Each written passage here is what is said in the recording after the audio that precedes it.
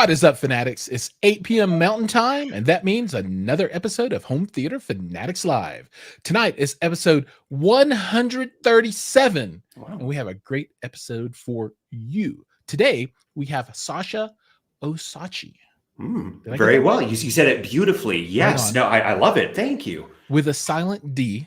The D is very much silent. Very silent.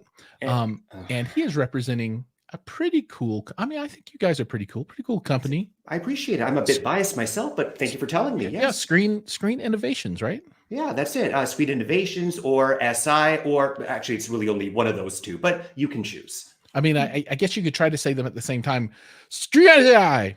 You could. And I'm happy that you did it and not me. We beta tested that one. And I think, I guess the world audience will tell us the verdict on that one in the comments below. Is that how that works? That is how it works. Absolutely. Oh. Yeah. And then also you can do a please like and subscribe and all those things as well. Ring the bell to be notified and all that kind of stuff. The folks are showing up. It's great to have everyone in the audience with us tonight. And, Sasha, it's great to have you with us tonight. And maybe we can start the show by telling people who you are, because I'm sure everybody out there is like, who's that dude? Yeah, well, I understand. Seen him before. And that's very much understandable. I normally don't get out for reasons that will be discovered over the next 40 minutes. But first of all, I want to say that is the greatest introduction I probably have ever heard, ever. And I don't think I'll ever have anything like that ever again. So thank you, Jiles, for making me feel like a whole individual. So, it only gets better over time. So the next time you're on the show, just imagine the feeling of elation you'll have at that point. This is just a mere teensy tiny little inkling. That's incredible. Well, my favorite thing is that you're saying when you have me back again. So I hopefully you'll maintain that method. So listen, enough about me and these words. Let's talk about really quickly who Screen Innovations is. So we've been around for about 2003, and we've been creating high performance projection screens. We've also been making indoor and outdoor motorized shades. But something that's really unique about us is we do everything in Austin, Texas. Our engineering, production, powder coating, quality control, it's all done here locally. And with anything we've ever come out with, there's always been a very simple but specific approach. Everything we make, absolutely everything, is based from feedback from real people just like you, people that are actually using the products. So whether it's our projection, indoor and outdoor shades, our goal is to truly just inject as much joy and happiness into your life. So when you do have those times to kick back and relax, we can bring the incredible experience to you. That's what we're all about. Right on. It makes a lot of sense, because I always wondered why your screens were so much larger than everyone else's. I got to be careful. That's right. With the audience. Of course, the size everything's bigger in Texas. Yeah, that's where it is. Everything. So with that, we do want to make sure that, if you want a massive screen that can go even more than 300 inches on the diagonal, I guess why not? But there could be some situations where maybe you don't need a screen quite as big. And probably one of the unique scenarios would have been what happened at around 2014. Giles, I don't know if you know this or not, but NASA, the NASA, came to us and said, NASA? Yes. And I'm not we have to call them the NASA now. It is literally the NASA. And I'm going to tell you a verbatim dialogue with zero creative license being used. They came to us and said, Screen Innovations, very casual over at the NASA. They said that our cosmonauts floating around the International Space Station, they are using 13-inch monitors. 13-inch monitors to communicate with ground control. This little thing to scale. Watch Star Wars and Star Trek, and also attempting to maintain an emotional connection with their families on a 13-inch monitor. So all I heard there was that cosmonauts watch Star Trek. Yeah, I know. Out of all things to watch up there, they must be really proud of their engineering, especially with Star Trek. There's a lot of explosions happening way up there. And so I believe to this day, we still have a monopoly of screens that are in outer space. And 3 months ago, they sent us an update. The screen is still there 6 months later. So that one wasn't a 300-inch screen. It was close to a 60-inch, but we had to really figure out how to make it work in that space. That's kind of cool. But here's the thing. When I say we, not me. We have a lot of incredibly smart engineers. I just happen to say a lot of words in succession, and sometimes things work out. Right on. That's typically the path in life that I take. Yeah. And words are like a box of chocolates. Yes. You You never never know know what you're what going you're to going to get. get. You Some of them just are incredibly bitter. Others you just want to throw away. I know. Yeah. That I was mean, my and some Forrest of them Gump you just want takeaway. to swallow down and Yeah. yeah. That is really my life. Just wishing that all those words that I didn't actually say, I would. This is really becoming therapy, which I don't mind whatsoever. So So for everybody watching, I warned Sasha. So Sasha's like, okay, I practiced my thing and I went through all the topics and I you have timed it no and it was idea. like 17 and a half minutes. He's like, and I know there'll be a little bit of, banter and I'm like, Oh, no, you don't understand. oh, I had no idea. Okay, so just so you guys know, Giles here, although he may seem like he is somewhat aloof, he knows what he's doing. This guy, he's so easy, he's so great. I didn't even need to prepare. Just kidding, if my boss is watching. I did need to prepare, and I did prepare, as you can see. You actually practiced your whole spiel, which is pretty cool because I don't practice this spiel. I guess it's kind of like practicing every week though when you do it over and over and Yeah, but well, that's effectively it. Yeah, you're just you're developing your rhythm, and it's kind of the same thing. Like when you're at home, you're cooking, you're just practicing. Everything is all about just hopefully just being a slightly better version of yourself. Wow, that is some great advice. Take that to the bank, ladies and gentlemen. man, I feel like a new man. Yeah. And speaking of being a new man, Yes. let's talk about theater stuff. Very good. Excellent All segue. right, Also, just like a pro. you guys NASA obviously that's a pretty good feather to have in the cap there. And looking at my outline of things that I should be talking about, the next one on the list is something called your black diamond material. Yes. To me, when I hear that, all I think of is skiing and Yes. the potential death area on any particular slope. But Right. that's probably not what you're talking about. It is. The good news is these two black diamonds are only the equal in the sense where they're both very exciting problems to have, or products to have, I should say. Now, our black diamond is a little bit different than this doomsday trap that Giles was explaining. But to really understand why the black diamond needed to exist, take a trip back through memory lane for those of you that remember projection 10, 20, 30 years ago. In those environments, you had to have a dedicated media room. Everything had to be totally black. Otherwise, you really wouldn't have a great projection experience. So when we came out with the Black Diamond, that pioneered the ambient light rejecting screen, or ALR screen material, which meant that you no longer needed a dedicated media room. You could effectively have this great home theater experience in any room that you have. So that was also a really big thing that we helped for the industry. But this was, again, based on all the feedback that y'all gave us. That's cool. Right on. Yeah, I have a screen in a room that's not my theater that is ALR material. So yeah, it's really good stuff. It's super cool. Right on. Yeah. Now, as we're talking about screens, that's one of the two significant product lines that you guys have, right? So one is screens and the other are shades, and you've got indoor and outdoor shades. But as far as screens go, I mean, what's that portfolio look like? I mean, what all goodness exists out there? And maybe I can pull up the web page, and show that as well a little bit while we're talking about it. So amazing, the technology that you can have here. So crazy. Oh, just showing things and talking at the same time. So you know what? While we're at it, let's just go ahead and click on the little square on the left, or the big square, the projection screens one.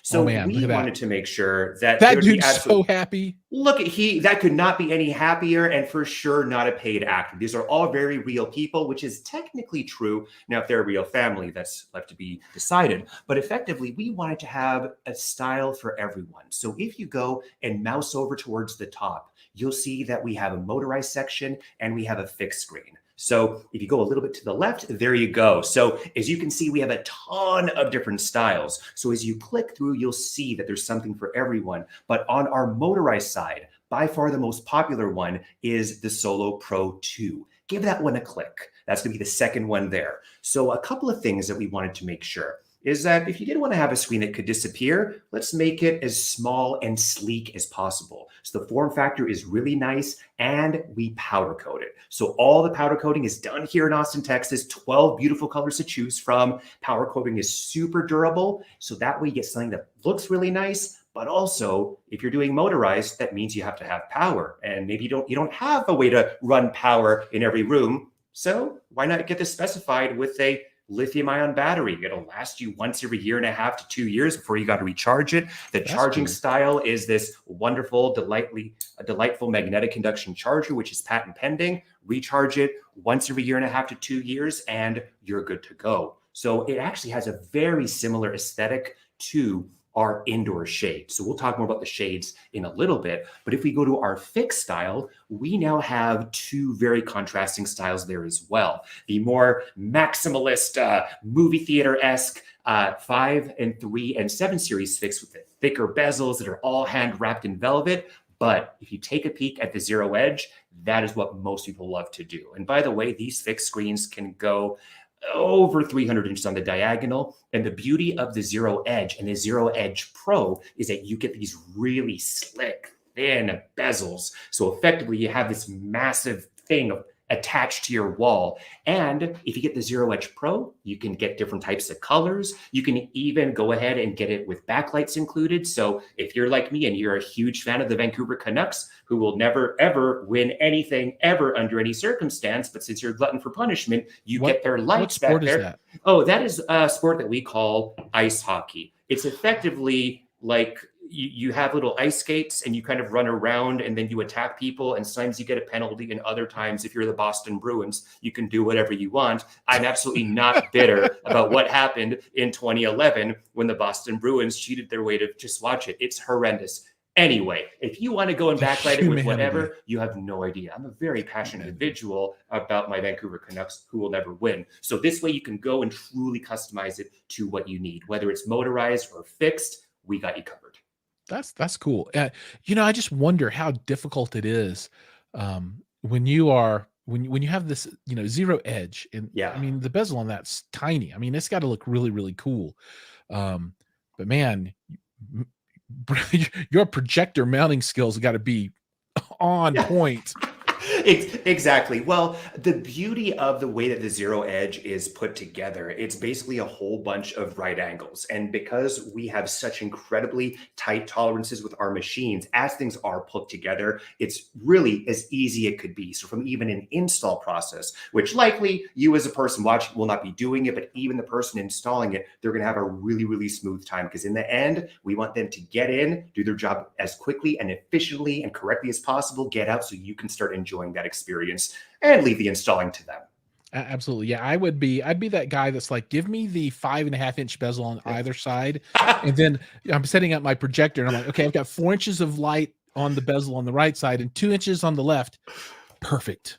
Well, but listen, perfect. But that's exactly it. And there's a methodology to the madness, but the more you do it, the more kind of fun it is to get that really picturesque moment when it's all done right. It's awesome. Right on. So let's just say hi to a few people that are with us today. Hi-Fi Haven. Hey man, glad to have you on the show with us. My mail is here. Always good to see you. Joey Peacock from Accurus and Aragon, actually Aragorn.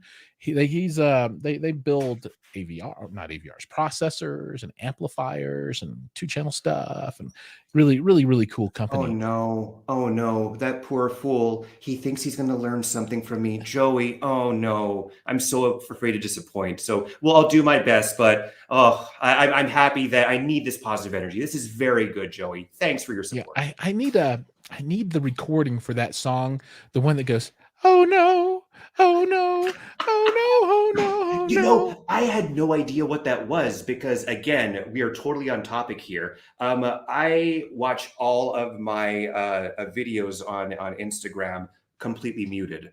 I know it's probably not the best way to do it. So I just kind of look at the imagery, look at the video, and then kind of create my own little thing. Sure. And so that song was unlike anything I'd ever heard before in my life, because people were commenting, why is this song everywhere? And I thought it couldn't be that bad. Turns out some things can be that bad that was one of those things. But it was a good experience. Now that I don't have it in my life, life is that much better, which is great. There you go. Right. That's the positive. Yes. Yeah. Michael says the extra gain is perfect. And this is when we were talking about ALRs, I believe. And he uses it in his room. That's cool. Phenomenal. Awesome. And then I like this battery operation. Listen, and Michael is literally throwing out, all I'm doing is what Michael's words are, but just adding more fluff to the beginning and the end. But seriously, that battery operation is such a great thing because you really are not now forced to be in a very specific area. Really, it's portable. Use it wherever you need to. I'm happy you love it, man. It's cool. He loves it. Yeah. Let's get him on this call. This is great. This is perfect. This is who we need. Well, Michael, if you love it, I'm thrilled. I'm so happy about that. But in the end, this is what we're talking about, where it's one thing to just say these empty platitudes that, we're doing what's right for the client. But when you have people like Michael and people that are tangibly utilizing it and loving things just like the battery, that validates that our approach really does work for us. And so, Michael, thank you for all the feedback, and same thing for everyone else out there. Please, any feedback that you have on our products, I will probably take all the credit for it when I bring it up to management so I can keep getting a paycheck. But we really take all that incredibly seriously, and we love that you're having a good experience. That's cool. Here's an interesting item. So Joey says, and this is, I think, in a very serious tone, like Jiles.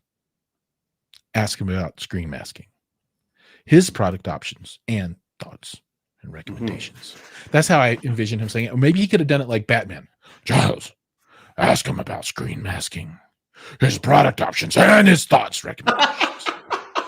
That seems, with the amount of ellipses, I imagine that is going to be the right approach. So, all right. So there is something that, especially for people that are really, really old school, with screen innovations, way back in the day, we used to have a motorized screen that would change aspect ratios. It was a super nifty thing. And unfortunately, it was much more of a niche type product, but that was able to kind of solve the issue of perhaps those black bars that you're talking about. So this does segue into a really important conversation about aspect ratios. So for those of you that are really looking at screens and trying to figuring out what to do, there are things you got to consider. We'll talk a bit about the screen materials. That's super important. Of course, the form factor, but understanding what content you're going to run is going to be super pivotal. So you're going to be really in one of two camps.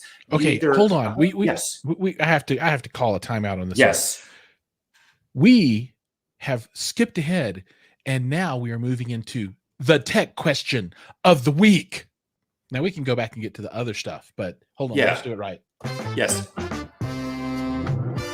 It's time to talk about things that you don't know about, but we do. When you don't know and you have a question, you have to come and watch the tech question of the week. And today's tech question is, how do you get rid of black bars on your screen, Sasha?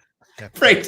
So you got to tell us what's up with this masking, black bars. Tell us what's going on. So what's going on with the black bars has to do with the aspect ratios. So to reiterate what some of us know, but some of us that are maybe new to this, it's good to have the foundation that you're going to fall into one of two major categories with what you're watching. So either you're doing your good everyday content, which is what ESPN, your Food Network, your Hulu, your Netflix. That's going to be your 16:9 aspect ratio, 16 wide and 9 tall.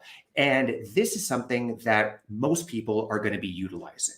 There is another very common aspect ratio, which is for a dedicated movie watching experience. That's going to be your ultra wide aspect ratio. So 235:1 or 240:1. So it is really, really wide. So here's the thing. If you are trying to watch ultra wide movies, but your aspect ratio is 69, you are going to have a bit of a black bar towards the top and towards the bottom. That's an unavoidable thing because ultra wide is, as it implies, ultra wide. But the beauty is that if you think about it, we've been dealing with that black bar on the top and the bottom for like ever. Think about those like really old tube TVs when you're watching things on your VHS. You still have that black bar on the top and the bottom, but I can guarantee that within 45 seconds, you don't even notice it. It is not aggressive at all. It kind of blends away. But where things get tricky is if you have that ultra wide aspect ratio, which is designed for movies, But then you start watching sports, you start playing video games, you're watching Food Network. Now, all of a sudden, you have these really obvious bars on the left and the right side. And those ones really make the image feel squeezed and incomplete. So, all we can really do is mitigate the black bars. So, the most important thing is recognizing your content that you're going to be watching. So, that way, 95% of the time, you don't have to worry about the bars. But sometimes when you are watching the ultra wide stuff, you'll have a bit towards the top and the bottom, but that is far and few in between. But for ultra wide, make sure if you do that, yeah, you're doing it for a dedicated ultra wide experience because you're planning on watching a lot of other content on there. Those left and right bars get pretty aggressive. So it's really about choosing the right aspect ratio for what you're doing most of the time. Right on. And there are a lot of add-on solutions to help with that kind of stuff. So as an example, if you go with a ultra wide screen, a CinemaScope 241 kind of situation, you can always use like a scaler and a anamorphic lens to use all of the light output of your projector. And you could use something like a Lumigen if you've got ultra wide screen, but you want to watch 16:9 and do what they call, what is it called? It's a like variable edge stretch or something like that. Mm-hmm. Where in the center of the screen, it doesn't do any stretching at all, but on the edges, it stretches it out to fill the screen, but it's not really too distorted. So lots of things you can do on the processing side.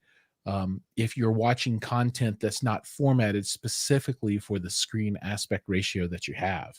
Now, what Giles, I think what you said was really important. You pointed out that when you start making these modifications, it can start to distort the image. So it's not that it's impossible to make things work, but Yep. in the end, what we're really trying to do is maximize performance. And when you start altering these kind of things, of course it can work, but you're taking away from what the experience could be. So definitely Right on. keep that in mind if you start messing around with these type of things, for sure. Cool.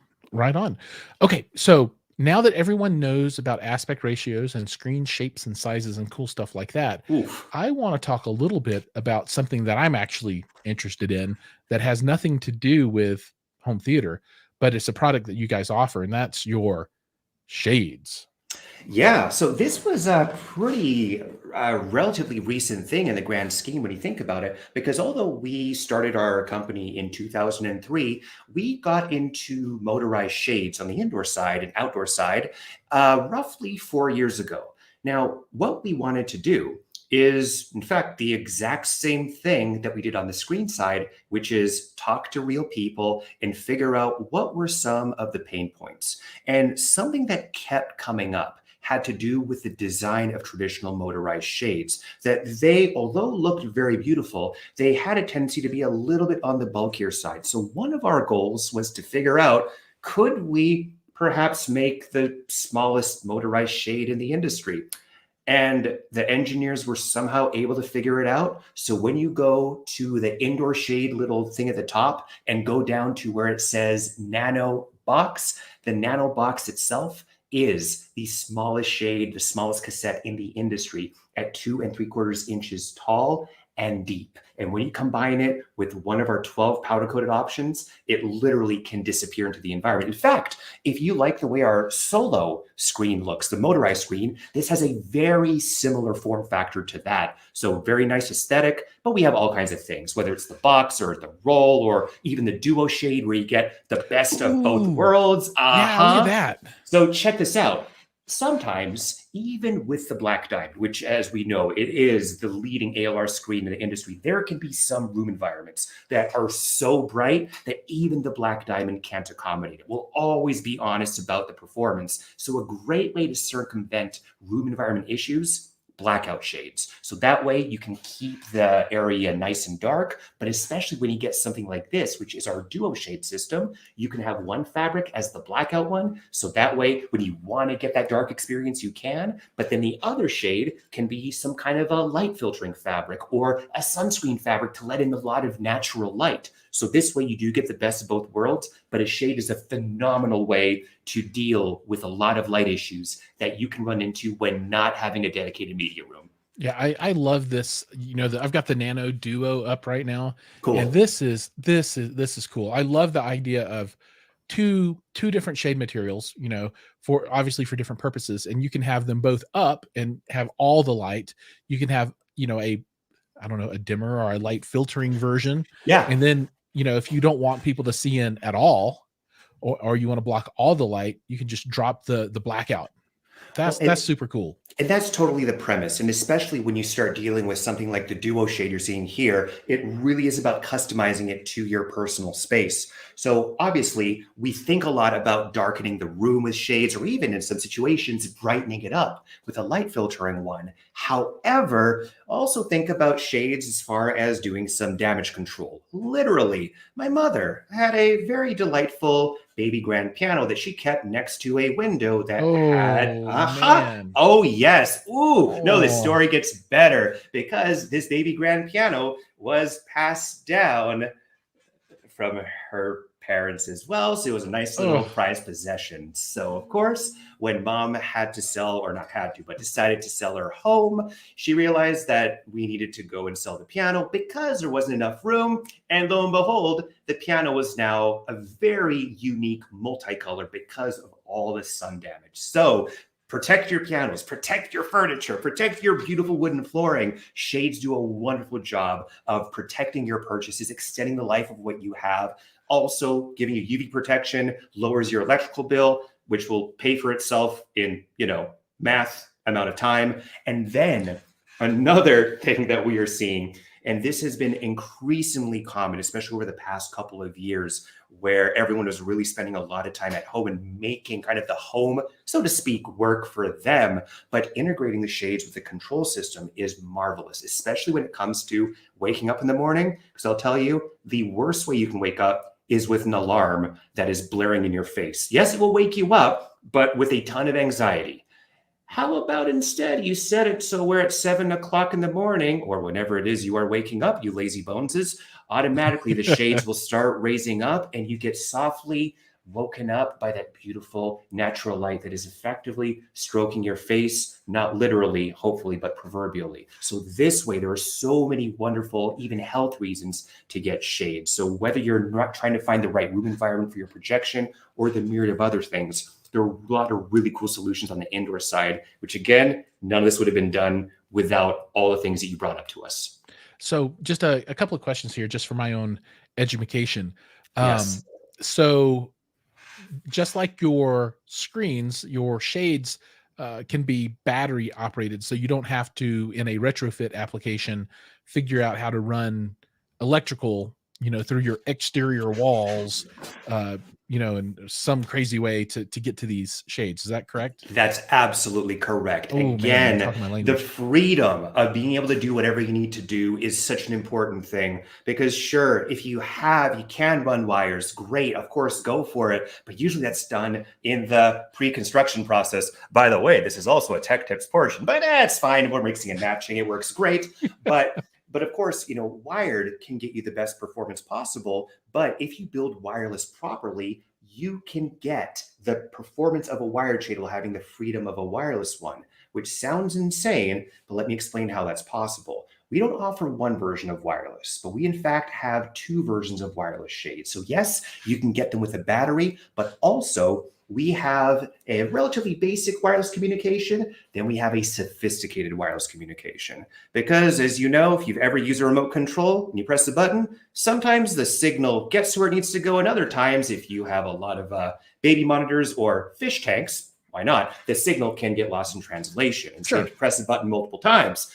And when you're paying and spending your hard-earned cash on a wireless shading system, it shouldn't be maybe. Which is why we don't just have that basic one-way communication, but we also have a wireless system called Zigbee 3.0, which effectively is a mesh network. So as soon as you press the button, the remote sends a message to the system and everything starts talking to each other. Absolutely everything is talking, validating, making sure everything is listening. And then it takes the message back to the remote, hugs and kisses, and nothing is lost in translation. If you build this Zigbee 3.0 network properly, which is so easy to do, you can expect the consistency of a wired system while having the freedom of a wireless one. So for those of you that can't wire your stuff, don't fret. Zigbee 3.0 is truly the next best thing.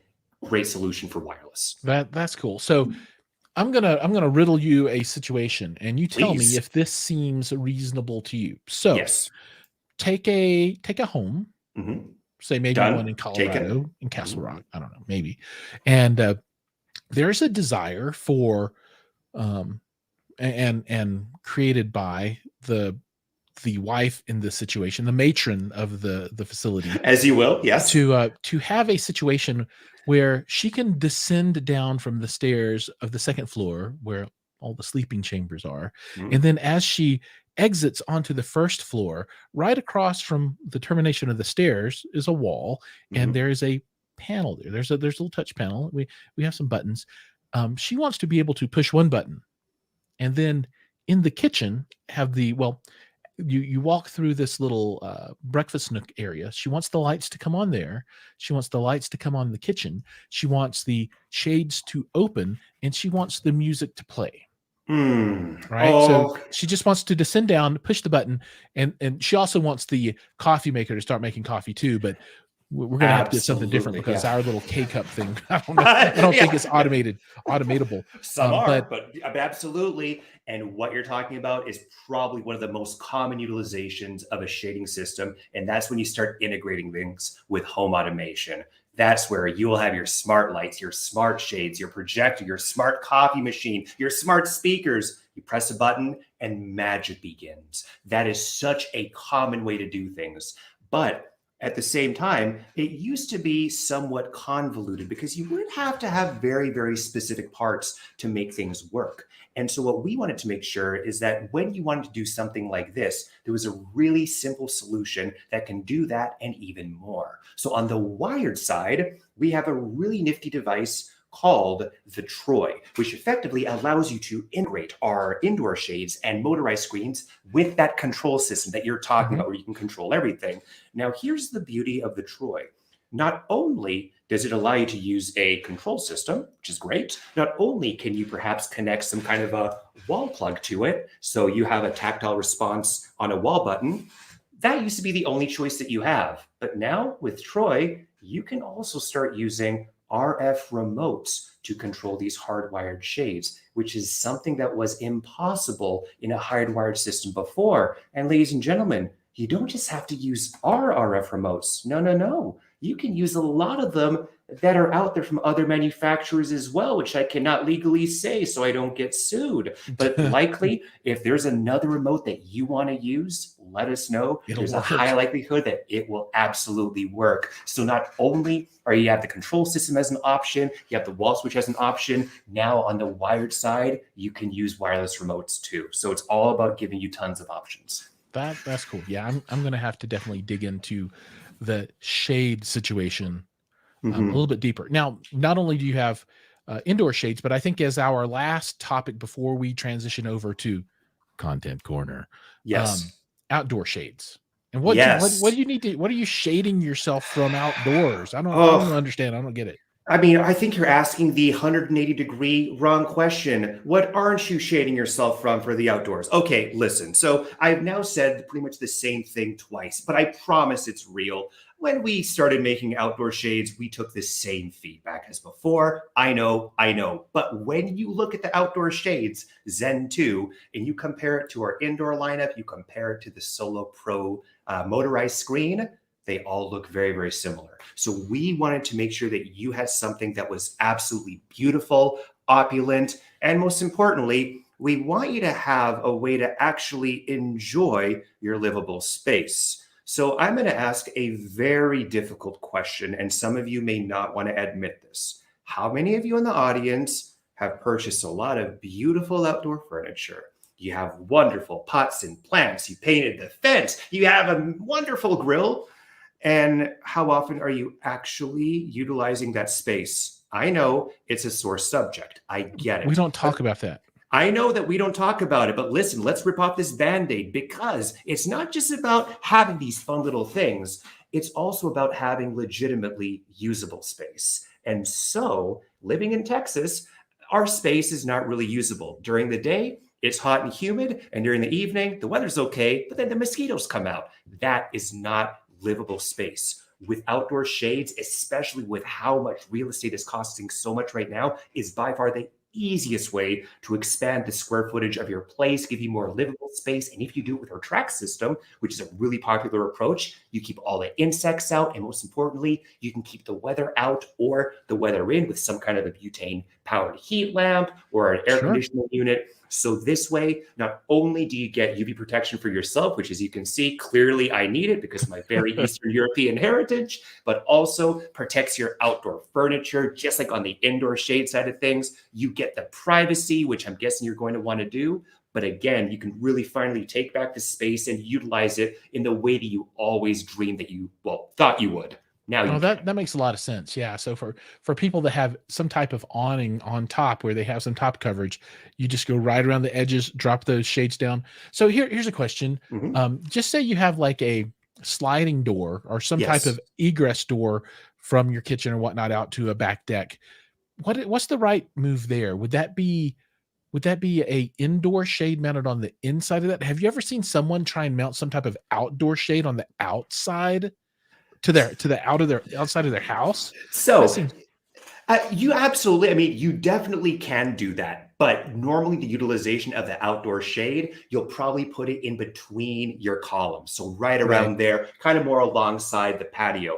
And in fact, that's probably going to be the better placement because you can stop the UV before it gets too close to the house, which also then helps with the heating bill. Now, theoretically, what you can do is you can do one of our indoor shades and then mount it over top of the door. That's definitely a way that you can do it. But of course, keep in mind, you got to make sure that you have the clearance for the handles that are potentially there, clearance for the trim. So there for sure are ways to do that. But really, if you're going to be doing outdoor shades, I would just recommend have it mounted on the patio side. And you can even mount it to the inside or outside of the patio because they are weather resistant. So if you want to do the box or the roll, that's totally fine. But that for sure would be my recommendation. But we do see people that do both outdoor shades on the patio and then on the indoor shades, they also have something on the inside. Not uncommon to see that. That's awesome. That's awesome. Cool. I have a lot of research to do to understand all of the shading opportunities that SI presents. Because I've done home automation quite a bit in the past, but I've never done shades before. So this, I need to learn. So thank you for the info there. It's good stuff. It's my pleasure. And again, it's all, once you start getting acquainted with things, it all becomes a really seamless thing. And especially for those of you that already have home automation, you kind of know why it's as incredible as it is. And yes, of course, shades are great, but make sure you have your lighting, you have your sound system, you have everything. Make sure you have that experience. So that way, when you are really relaxing, you have something that is truly a place where you can go, just chill, escape, and be you. It's just such an amazing experience. Awesome. And with that, on that note, we're going to move on to the third portion of our show, and that's Content Corner. Now, let's take a break and stroll down to a cozy little place I like to call Content Corner. This is where we talk about all the cool content we love to consume. And this week, we have something a little special, a little special. It's going to be a party today. That we are going to have a full house, and I'm super excited because I always love the featured guest and the featured topic, but that's kind of a pathway that we use, those things to build these systems that we like to enjoy. And this is where we get to talk about the stuff that we get to watch or listen to or whatever it might be. And Sasha's going to hang around with us today. He was brave enough to say, okay, I can do this all. I'm not going to bail out. This is great. Content Corner. No, we got this. He's like, I'm in. But I am lucky enough today to have two of my friends that are awesome and know everything about everything. Now, one, you guys know, and it's the person that you love to see on the show every week, if possible, and I do too, and that is Mike of Audio Architects. Mikey, welcome to the show. Hello, Mike. Nice to meet you. What's up, guys? Can you hear me okay? Sound great. I can hear you on your weird new headphones I've never seen before. What's up? Remember, these were the Razer ones I reviewed that one time. I used for gaming. The missus is sleeping, so I had to come out to the living room. Nice. You sound good.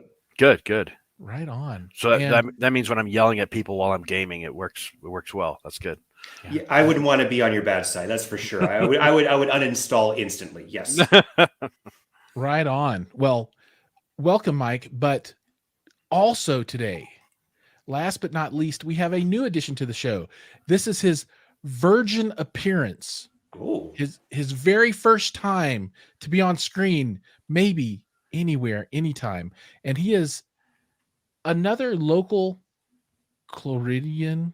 We were trying to figure out what that was during our test run. Mike, what are they? What are they? Coloradans? I think they're Coloradans. I'm one of them, unfortunately now. Yeah, but we all are. I'd like to extend a warm welcome to Eddie, the editor. Hi, Eddie, the editor. I'm speaking to you live from my $27.35 Logitech webcam, and it's excellent. Superior microphone. I'm just here laughing because I've been wondering that too. We've been here about a month and a half, my wife and I don't know what we call ourselves. You know? That's one of the weird ones because we tried Coloradan, Coloridian, and everything. Did you say he should call himself the weird one? Is that I kind of feel like we can maybe go with something like the botany, because botany is a big thing. Botany, man. What are you talking about? Yeah, of course. We're all over the place. We're herbologists, right? Of course. Well, we Sasha and I were talking about proctology a little bit earlier. We burn sage, just literally a different kind of sage. That's true. Yes. Yeah. Oh man. We got a few more people in here. Dalamandrum is up in the house with us, straight from the wilds of the Pacific Northwest. Glad to have you on the show with us. And Double A. Yes. Still hasn't made the AAA level yet, but still a Double A, and glad to have you watching. Easy HT Tech. He is not about the hard stuff. He wants home theater tech easy with this as well. Of course, he's doing good. Look at I gotta tell you guys, first thing, Sasha, I've been on this call for maybe about 20 minutes watching this stuff, and I have to tell you, SI is just salivate for that gear so much. I can't even tell you how many nights I've gone to sleep holding my phone, dreaming about having a solo projector. Well, your dreams can be your reality for X amount of money, I guess. But yeah, if you make it all rain, be done. the screen Absolutely, will come. yes. No, we appreciate it. Thank you, man. And you're maybe only partially joking, but we're so happy that you love it, man. Thank you for the feedback. That's so awesome. Yeah, man, it's really solid gear, and I mean, you can you see the industry following what you guys are doing, so that's really cool. Thank you, man. Cool. All right, so I'm going to bring a little order to this chaos because there's one thing that I want to talk about, and Mike and I are pretty invested in this. And on the 21st, I believe it is, of this month, we're going to take the pilgrimage up to Highlands Ranch to the Dolby Atmos Theater to take in a flick. And the flick we're going to watch is one that's near and dear to my heart, and that is Dune. Dune is coming, part 1. Yes, it is. And I could not be more excited. Hey, Jiles, I heard online today that this is weird because I can't hear myself. Normally I can hear myself, so I don't even know how I sound. But I heard that this could be turning into a trilogy. Interesting. Oh, well, there are a ton of books that they can draw from. Right. But for sure, we know it's doing well in Europe. It's already been pre-released in Europe, so we know it's doing pretty good out there. The majority of the reviews I haven't read them all because I don't want to ruin it for myself, but majority are good. So I'm looking forward to it. Jiles is going to be sitting right behind me. I got the seats right in front of him. We're dragging our significant others and his kids to the show, so they're going to hate us after. So, but we're going to have a good time. It's going to be a blast. Yeah, I'm going to go see that one by myself. I'm not even going to try to explain it. I'm just going to sit front and center, show up on a Tuesday morning. The benefits of work from home, right? Mm-hmm. Totally. Well, if you're around on 21st at 6 p.m. and there's still tickets available, we're going up. So you're more than welcome to show up there at the same time we're watching to cheer with us. I'm game for that. I've never seen the original. Oh, I've got the original on my Kaleidoscape, and I plan to be watching it. Nobody wants to watch it with me. Mike smiles. I'm all like, "Hey, anybody want to watch this?" And it's just like, "Hold on, I can make this sound." I have it on my Plex, so I can watch it from here. Of course, very legal, very cool. So yeah, you're good. So this is what happened. I was like, "Hey, friends, would you like to watch the original Dune with me?" Yeah. Pretty much, basically. And I asked my kids if they wanted to watch it, and all I got was, how many kids do you have? I didn't know that he has such a big family. Just two. They but when they noise. laugh, it sounds like a crowd. Yeah, well, that's good. Well, I'm happy that all of you are so into Dune. And when Jiles told me that we're going to be talking about a random topic, I'm like, okay, cool. And then he said Dune. And I first thought initially Doom. I played Doom growing up, and I realized, no, that's not what Jiles was talking about. It's in fact a movie that everyone knows everything about. And I realized I knew nothing about it at all. So I did my due diligence, went to YouTube, looked at the trailer, and I have some thoughts. And I don't know if you're going to like to hear this. I don't think I can give an unbiased review because as soon as I realized that it was Hans Zimmer doing the music, I'm in love. That's it. I can no longer accurately assess if the show is good. I think the cinematics look great. The actors seem wonderful, but those sweet, sweet heavens and his patented balm. Thank you, Hans. Just that alone, I'm going to go see it. I just got the hairs up on my arms. Saw him in concert in Georgia when I lived in Atlanta, and he's even better live. I'm sure he's. I think there's certain things that are subjective in life. Many things are. I believe an objective fact is that Hans Zimmer is the greatest composer of our time right now. Objectively, no dispute. I agree. Mike, what were you going to say? You got excited for a second. Well, because I just ordered on eBay the sketchbook CD soundtrack from the new movie, and I don't even think I don't know how they got it on eBay, but who knows eBay. But I ordered that's their slogan. Who knows eBay? Yeah, who knows eBay? But I'll tell you what, Hans Zimmer and Jiles and I are both huge fans of Hans Zimmer. There's nothing he does wrong. Like everything, like from Interstellar to any of his soundtracks he's done has just been beautiful composition, beautiful. Okay, Eddie, so I want to take a moment to focus on you, and I want you to tell people who you are. So everybody knows Mike. He's Audio Architects. He's in this YouTube game, and new content every week, and we'll talk a little bit about content that everybody's got coming before we close tonight. And then everybody now knows Sasha with the Silent D. Screen innovations with shades and all kinds of cool stuff, and the awesome natural background that's not fake. That's like legit, the real material back there. Yeah, look at that. Definitely real. This is all real. It's all. I'm a broken facade of a human being. Yeah, I know. It's all real. Yeah. But Eddie, who are you? What do you do? And what's your claim to fame? I feel like that's a really philosophical and deep question, and I think here we go. I love this.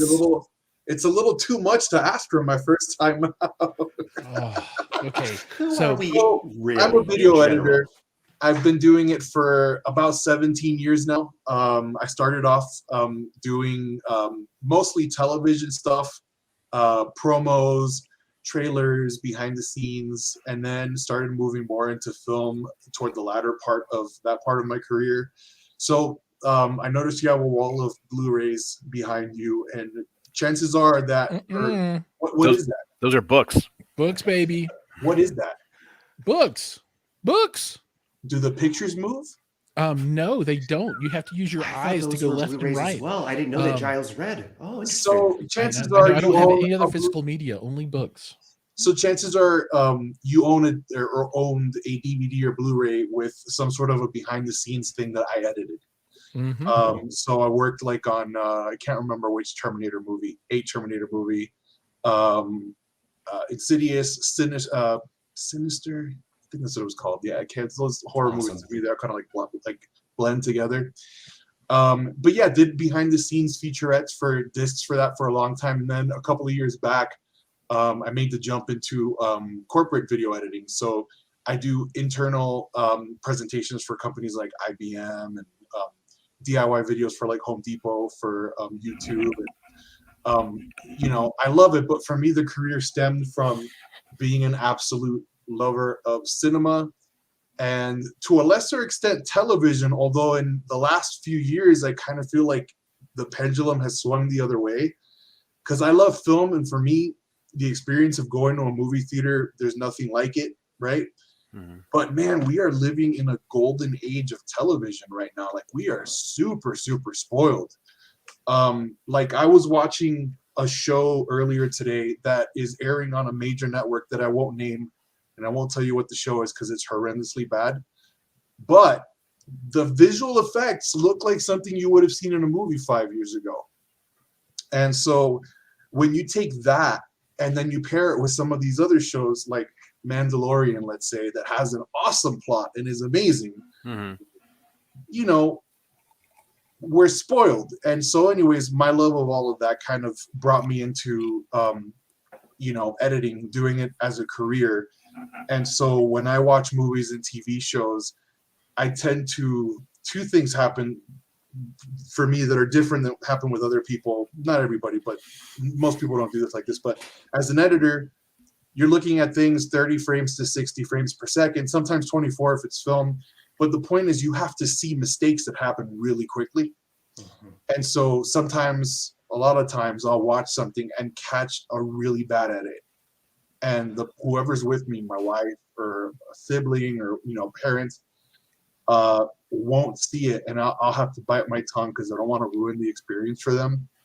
And it happens with great movies and TV shows and bad ones. And it's just like, and then there are other times where somebody does a really great edit or a really cool piece of sound design or, a shot that's supposed to be a continuous shot, but I could see the edit points, that stuff. I love it. Good or bad, whatever. It's just, it's interesting to see that way because most people don't. And then lastly, we were talking about Hans Zimmer. Music's a huge part of what I do. Like you edit to the music a lot of the times, unless you're doing film, in which case the music is scored to the movie. But sometimes, like famously the ending of E.T., Spielberg timed the spaceship going over the moon or whatever it was doing to the song. And so, yeah, watching Hans Zimmer or, old school James Horner, obviously John Williams, it's a whole different experience. Masters of their craft. Any master of their craft. Absolutely. It's such a joy to watch. Of course, just experience the process. Yeah. So that's me, just a movie nerd who makes money doing movie-related stuff. Yeah. So what Eddie didn't tell everybody is that the way that we met was he watched my YouTube channel, and then he realized that I was here in Colorado, and he got in contact with me. He's like, dude, it's so bad. What are you doing? It's so bad. Well, it was worse than that because I think I actually even showed up at your house and was standing outside the window doing this. He's like, you give all editors a bad name. And he's like, should I call the cops? And I was like, no. This means I can cut your videos better. Yeah. I can see how that gesture could be lost in translation, but you learn. But he also said the same thing Sasha said. He's like, if you make it rain, I can cut your videos. All I want to see is $100 bills. What I love about Jiles is that he will say things with such conviction that it makes me wonder, I must have actually said that verbatim. So I'm very easily swayed. Jiles, I do have a quick question for Eddie. May I? Absolutely. Eddie, are you able to turn that off? And I ask because does it get difficult to truly enjoy media? Now, there is, of course, joy in being to see the tricks behind the scenes and know what they're doing. But can you really kind of truly let your brain rest a little bit and just take in what you're watching? Or is that pretty challenging? It used to be challenging, but not anymore. I think it's one of those things where, years ago when I moved to Los Angeles, I thought I was going to be like one of these high art filmmaker types. And no disrespect to them because, art has made some wonderful movies. But I realized that when you're looking at everything with a hypercritical eye, you don't enjoy it as much. Yeah. And so I tend to be hypercritical when it's my work because it's my paycheck. And if the work looks good and it makes my clients or my employers look good, they will appreciate me more. They'll give me more. It's like a loop, right? But when I'm watching something for myself, I'm not sitting down there to like trash a movie or a TV show or something. I want to enjoy it. And as a result, I have some horrendous films and TV shows that I love because I just turned my brain off. Like, I'm a huge science nerd, but I love Ancient Aliens. Mm-hmm. It's dessert. Yeah, it's just dessert. It is dessert. It's so good. It's so tasty. Yeah. But yes, to give you a super long-winded answer, it's extremely easy for me to just turn it off. Right on. So let's talk a little more about content then. I want to start with Mike.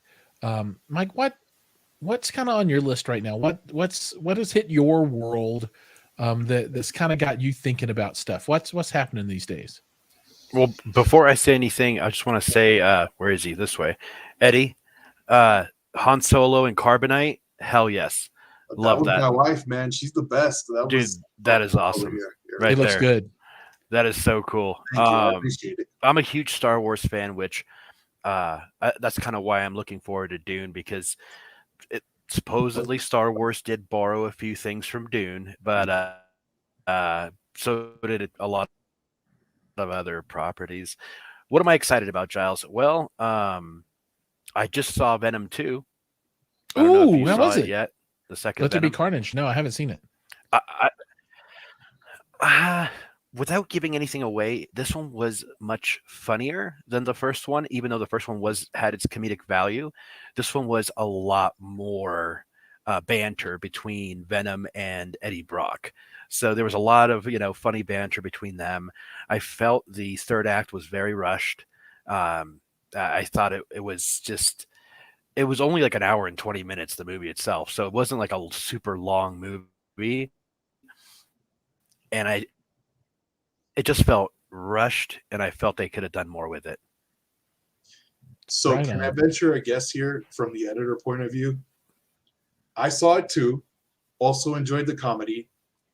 I'm pretty sure what happened was this movie was in pre-production, going into production around the time that Marvel and Sony were working out on that. Remember the whole thing that they were about to pull out? Yeah.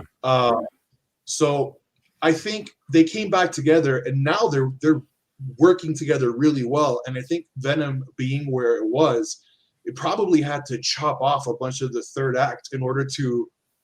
Well, I don't want to give it away, but don't give it away. I haven't seen it. Yeah. So the thing that they were trying to aim for with the ending of the movie and the credit scene and all that, I don't think it would have worked if whatever was there, if I'm correct, remained in the cut. Because it's not that hard to make a 2-hour superhero movie nowadays. Like your phone can rotoscope you out of an image and create a fake background. Like you can have a 2-hour Venom movie. And I think that's probably what happened. Because I felt the same way with that third act. It was like the pieces are here, but it's something. I'm really glad I stayed after the credits. I won't give away what happened after the credits, but it's definitely worth staying after the credits. Right on. For me, the price of admission was the credit scene was worth the price of admission by itself. Wow, that's cool. And agreed. I'm gonna make a comment about a credit scene here in a minute, but Sasha, yes, anything you want to call out from a content point of view? That's not Dune or yeah, I hate to say it because of course everyone is talking about it. I know, I get it. But I thought, let me just see what Squid Game's all about. Talk about it.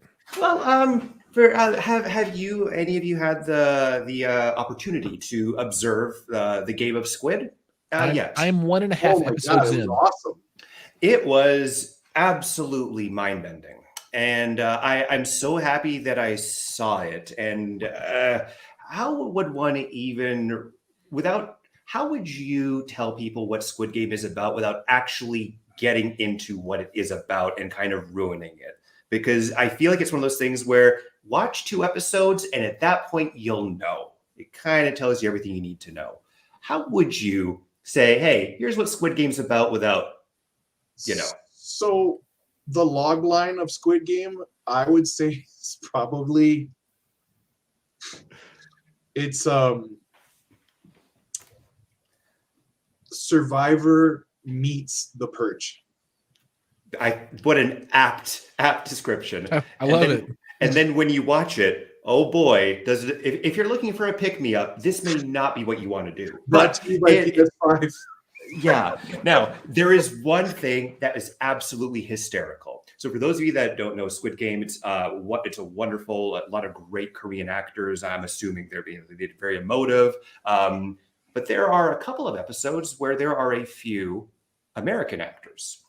And the dialogue and the way they spoke was absolutely so ridiculous and so over the top. And I was trying to figure out, how could they not get any better American actors to do this? But as it turns out, I did a little bit of research, and it turns out that there are a very small group of American actors that they just kind of keep using. And what they're mainly looking for is enunciation, not clever dialogue, but enough to where the average person can kind of pick up some of the dialogue, which made a bit of sense because when you hear them, there is literally no way you could act that poorly if you tried. There's no way. No way. That's hilarious.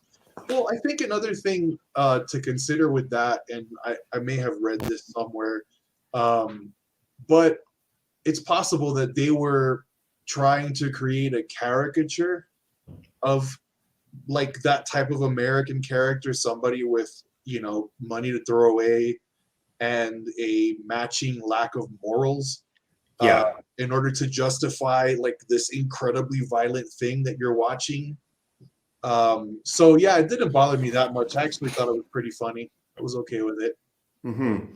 Yeah, because I was wondering, I knew that must have been a very deliberate choice because everything else was very much kind of over the top. It's still kind of confined within the over the top world they created. So it made sense. So then you had this kind of a slightly jarring departure to where obviously they're doing it intentionally, but as the observer, I'm like, wow, that's the best they could do. Maybe I should get into acting overseas. Yeah. And then you realize that they don't pay too well because they're not part of any guilds. And you realize that's probably why those actors are there. Either way, I'm happy they're chasing their dreams and they're happy. That's the most important. You could be their Marlon Brando. I very well could not, but I appreciate the vote of confidence. Thank you. I'm going to keep you around. Yes. And speaking of votes of confidence, Eddie, any content you want to call out? Anything that you've seen recently that's kind of tickled you? So, well, I can't talk about that content here, but that's an offline conversation. But so going back to Dune, I loved Blade Runner 2049, and it's the same director, Denis Villeneuve. How do you say it? I don't know. That guy. So I watched this trailer. Haven't seen the original. Love sci-fi, obviously. But there's one thing. This movie has one strike against it for me, and it's that there can only be one sandworm in my heart, and it's the one from Beetlejuice. And so this movie has that big sandworm you see at the end. You know what I'm talking about? At the end of the Dune trailer, it comes out. It's like this gigantic. It's humongous. This giant, like, sphincter-looking thing, and then the Dune title for some reason comes out on top of it. Hopefully, not projecting the future of the movie, but yeah. The movie's going to be incredible because this director is awesome. Like, this guy could direct like an instructional video on how to put up toilet paper, and it would win Oscars. But I'm a Beetlejuice guy, man, through and through, and that's the only sandworm for me. So, but yes, that aside, I've been doing a thing for my job of presentation. They asked us to do something about what inspires you, and so You said home theater fanatics? I did. Again, it's the confidence. Has to get you. I was gonna put up my Jiles shrine, but then I thought that might be kind of weird. I got a cutout you can use. Yeah, it's you with like George Clooney's Batman. It's just me. Man, I've been watching Foundation on Apple TV Plus, and it's fantastic. I mean, it's Isaac Asimov, so it's fantastic. But I can't get over, in a good way. But I can't get over. Have you guys watched this at all? I'm 4 episodes in. Okay, so Foundation in a nutshell is essentially the fall of the Roman Empire, but like in space, and it's expanded through like whatever galaxy they live in, and they don't tell you if it it's wherever it is. So it's like a Roman civilization, and now like their Caesar, which they don't their monarch or whatever. 400 years ago, this guy decided only he could rule, but he was old and dying, so he clones himself. And so fast forward to present day, and for the past 400 years, there are always 3 of this guy on the throne. There's the young one, which is Brother Dawn. There's the middle one, which is Brother Day, and then there's Brother Dusk. And it's the same dude cloned, just at different stages of his life. Yeah, and they all call him Empire. Everybody refers to him. They're as all 3 of them. And then when the oldest one gets to the age where he gets too old, they don't tell you, but it looks like he gets cancer or something. Then he has to go, and then like they clone a new baby, and then the old guy who's on his way out, they call him Brother Darkness. And this blows my mind, because if I had to deal, I'm 38, and if I had to deal with 16-year-old Eddie, I would whoop his ass. And it's so like, can you even imagine how insufferable 70-year-old Eddie would be, like telling the younger ones of us to get off his lawn? Because I want to do it now. So the show is incredible in so many different ways, but that I can't get past that to me, because it's so interesting by itself. And it is really, really cool. Yeah. And the score is awesome. The cinematography is incredible. The effects. Another show where like you forget you're watching a TV show. And in Dolby Vision, on like I have a bargain Hisense television for my living room. It's like the throwaway. It looks incredible. I can't even imagine what it would look like on a better setup, like an SI screen. I was gonna say, and you were gonna shoehorn it in. You're all right in my books. You're good. All right, folks. We're drawing near to the end of our time, but I do want to spend a little time with Mike, and I wanted to bring up one topic, and I'm springing this on Mike a little bit, although it's something we talked about a little bit earlier today, and I want to get opinions, at least from you two guys. So Mike and I always talk about strategy on YouTube and our channels and how we deal with stuff and how do we brand ourselves and that kind of thing. And I've gone through long struggles with trying to figure out what the correct branding is for me, because I don't want to just do one thing. I want to broadly cover home entertainment and everything therein, everything from content with movies to shades, to home remodeling, to home theater, to speakers, subwoofers, kaleidoscapes, home automation. So, I want to talk about all those things, and then even computers and games and cell phones and all the things that I like, right? And I'm like, how do I name that channel, right? And then Mike, his channel is Audio Architects right now. Mine's Home Theater Fanatics, and he's kind of in a similar situation. The name kind of shoehorns you in, and so we kind of came to the same, maybe not an epiphany, but we're kind of drawing conclusions now, because I look at people like MBK. Are you guys familiar with Marquez Brownlee on YouTube? He's got like 30 million subscribers, but it's just his name. And then like Linus Tech Tips, his name's Linus, right? And he's got like 30 million subscribers. And then in the hi-fi niche, there are people like Andrew Robinson, right? And their branding is themselves. So the question is, is that the right way for me or Mike or anybody else to go, as opposed to having like a specific name like Home Theater Fanatics? So I'm really curious. Anybody out there, that has an opinion on this, feel free to throw it up. But if I were to change my channel to just Jiles McCoy, right? And I'm going to watch the new video by Jiles. What's he talking about? Oh, look, he's doing XYZ. Or maybe Mike changes his to Mike Prez, and let's check out this new. What's Jiles talking about? Episode 1. Yeah, something like that. Just curious, what do you guys think? Is it the right path? Is it the wrong path, or does it not matter at all? I mean, I think you know which way I'm going with this. Oh yeah, you're like, be yourself and brand your name. Did I point? Did it line up with my name there? Yeah, and if not, I'm sure we can find someone to edit it later. So I don't know anyone. Yeah. So, Sasha, any ideas? It's a tough thing because obviously, you want to be yourself, but at the same time, you want to differentiate what you are. And sometimes a brand, can be a scary thing because then you lean too much into it and get away from what you really should be doing. What I would do, based on someone that has 0 YouTube subscribers and 0 YouTube channels, so my advice is very important here, is I would just keep making the stuff that you really enjoy. If you enjoy talking about cell phones and talking about pizza pockets, whatever it is, just keep going and keep making that. Eddie the editor, pizza pockets are delicious and they are a viable substitute. Cool. That wasn't a face of disapproval. Cool. It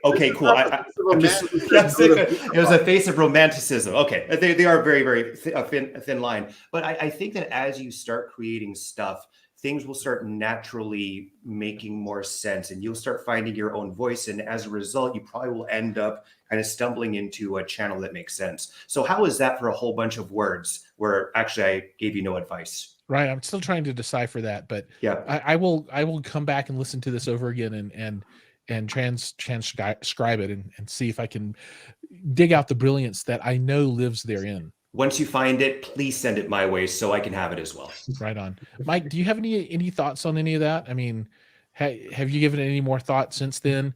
I don't know. This is really like weighing on my conscience right now. I guess that's probably a bad thing. It's not really my conscience, but I'm just thinking about it too much.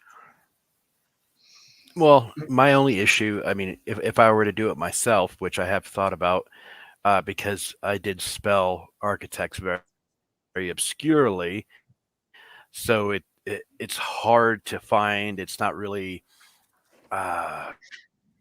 there's I don't know. I still haven't decided. I've put a lot of money, effort, and time into branding Audio Architects, from the website to logo design to just everything that's gone along with it. For me, it's kind of a daunting task to have to start all over. But at the same time, kind of what we were talking about earlier, we're still so fresh and new. If we're going to do it, now's the time, Yeah, that makes a lot of sense. Yeah. And, so here's a good comment, and I really appreciate this one. He says, Jiles, I've honestly been digging the real life kitchen upgrades, the DIY sub bills, etc. So, Mike makes fun of me all the time because I've got 2 kitchen upgrade videos right now, and I'm going to have more, right? And I'm trying to get I'm working on getting one of the Samsung hub refrigerators and integrating that in with Ring and all of the cameras, and then I'm going to do whole home audio throughout the thing, and then automate lights and all this kind of stuff. So that's a series that I'm working on, but it's not really home theater related at all, right? But it's home technology and automation, and but then it's also new countertops and new floors and painting and stuff like that. And I want to have that freedom that if I want to talk about that stuff, I can still talk about that stuff, and it be okay. You could do home technology fanatics. I mean, effectively that shoehorns theater in as well.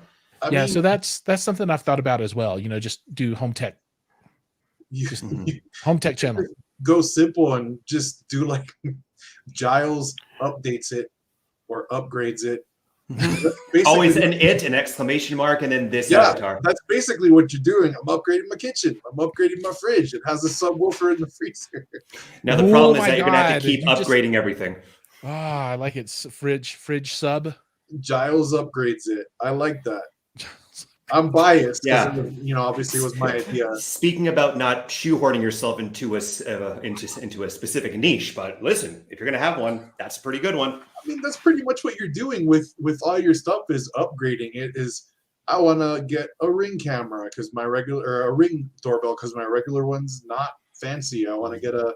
You're absolutely correct. Everything is an upgrade. Is dumb. Yeah, I like that. Technically an upgrade. Yeah, I like that right. Reason it's not fancy. That's it's not fancy enough. Look, let's be real.